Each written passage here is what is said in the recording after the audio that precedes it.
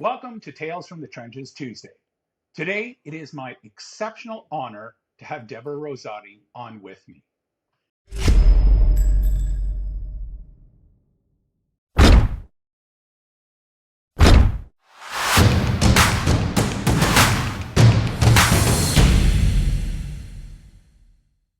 Thank you, Jack. Yeah, so Deborah is an award winning corporate director and entrepreneur and has been defined in three interconnected ways throughout her 35-year career as a corporate governance champion, catalyst for change, and community builder.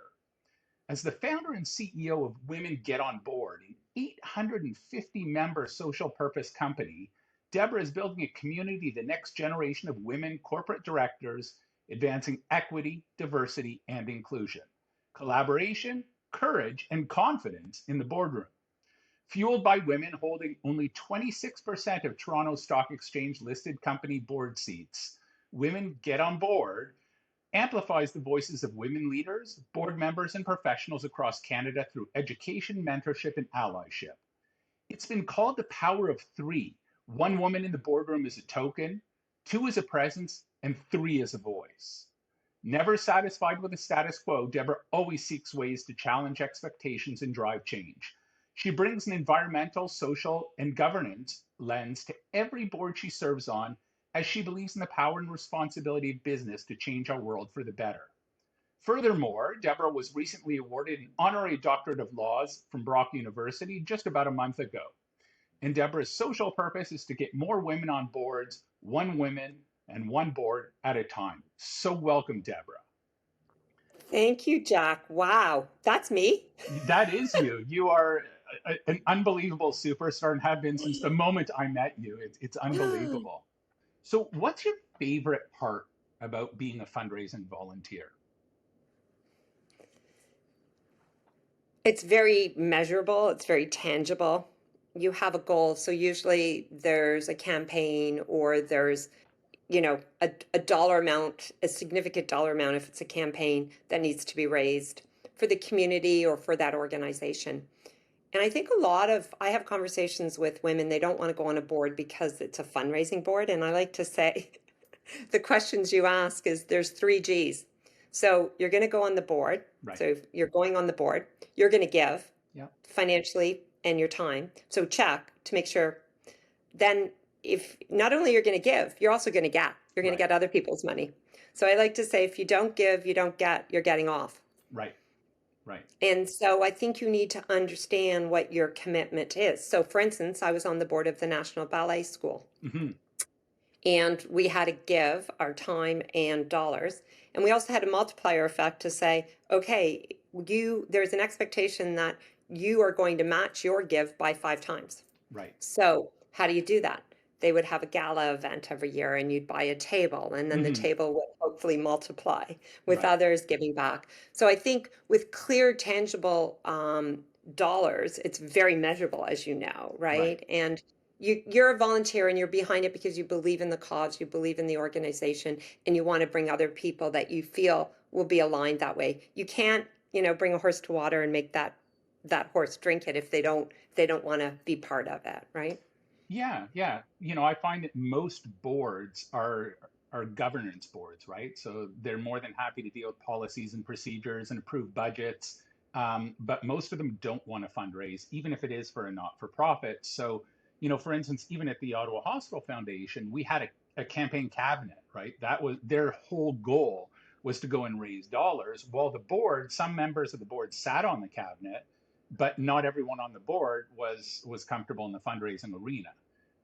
So you're always kind of trying to have that Well, and balance. Jack, and what I liked about that one was that I got to participate I made a clear distinction. I wasn't looking for governance. Right. I was already on other boards, but I did want to volunteer and I did want to fundraise. And I love that because you could focus on that.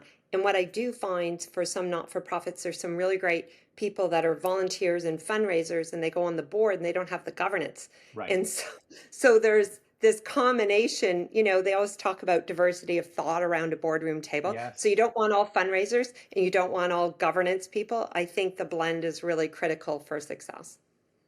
Exactly. Exactly. So tell me a little bit as a donor, how do you decide where to give your time, talent, and treasure? Oh, treasure. So where I am right now, my time is so first of all, I step back and go, what do I want to align with and what are my commitments? And so for Women Get on Board, we have a charity partner, which is Dress for Success, the Hmm. Toronto chapter. So what we do on an annual basis, instead of, giving our speakers, their own individual charity contribution, we cumulatively on an annual basis say, we're going to give back, we're aligned with the work that they're doing. Here's what we do from Women Get on Board. And now I'm actually thinking of scholarship programs through our mentorship program, and I really want to align with the call to action on Indigenous reconciliation Hmm. and create two or three. This is really in the works right now. Two Right. or three scholarships for our mentorship program for Indigenous women leaders.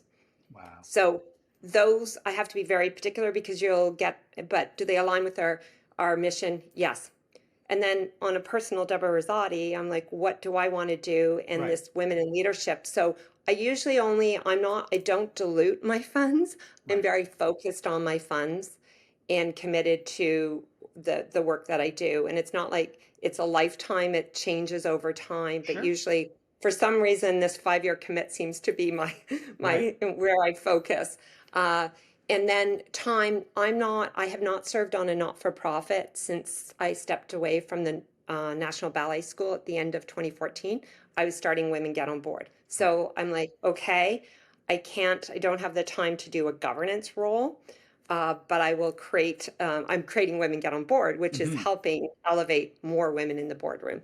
So I do advisory work on CPA Canada. I'm a volunteer and I volunteer and I have for the last several years. They have an annual conference.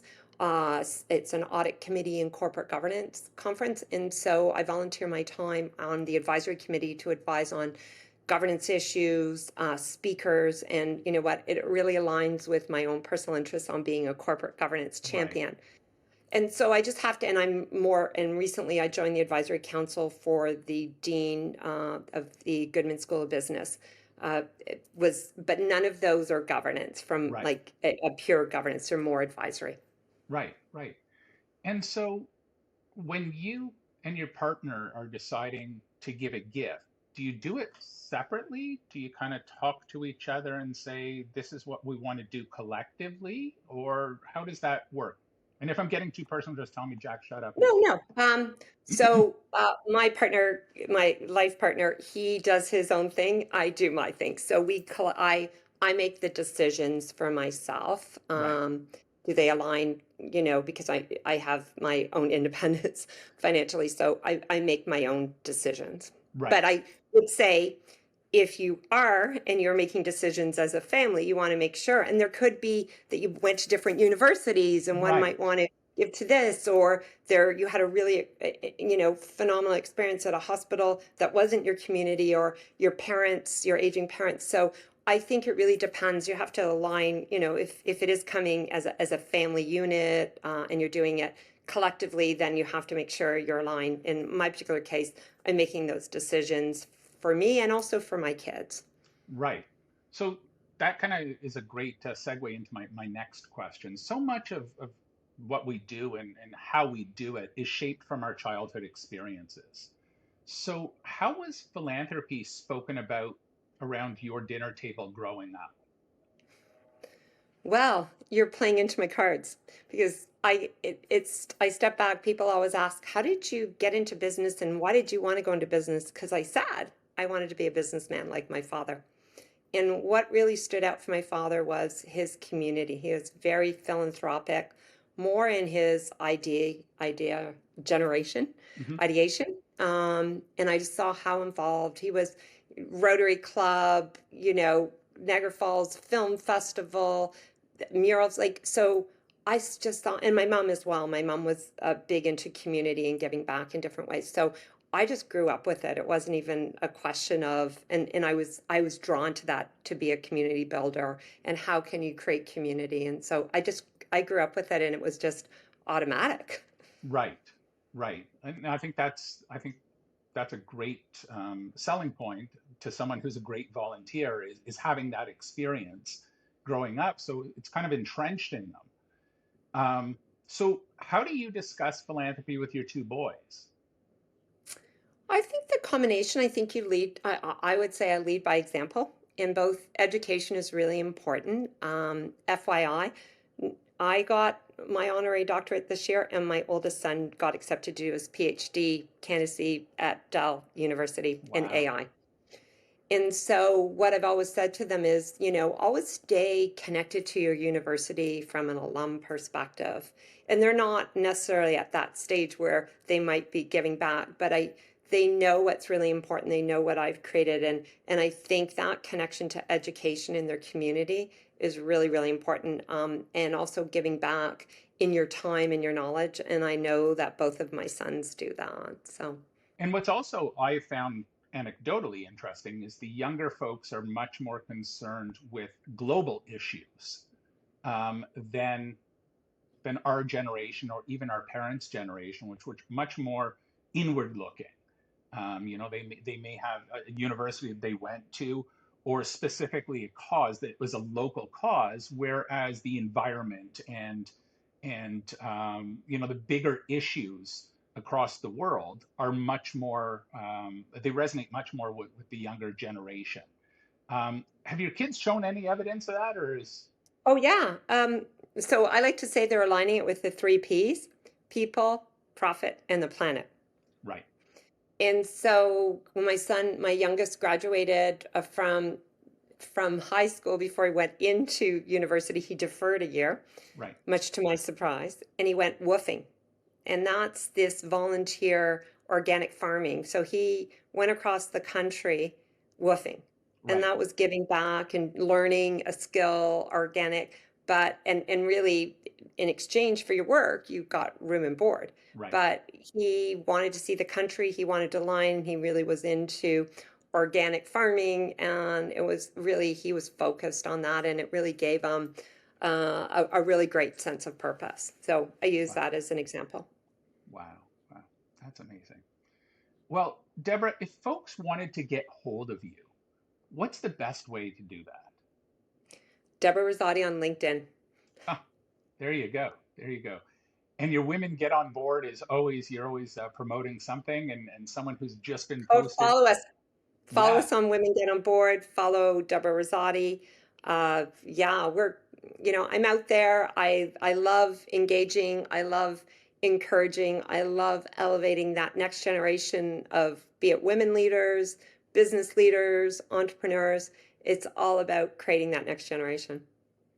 Deborah, it's so amazing to catch up again with you. I miss our talks, even though you're only I don't know 5 or 6 hour drive away. But I remember fondly years ago we used to be right in step as we went through the list of folks that you had brought to the organization.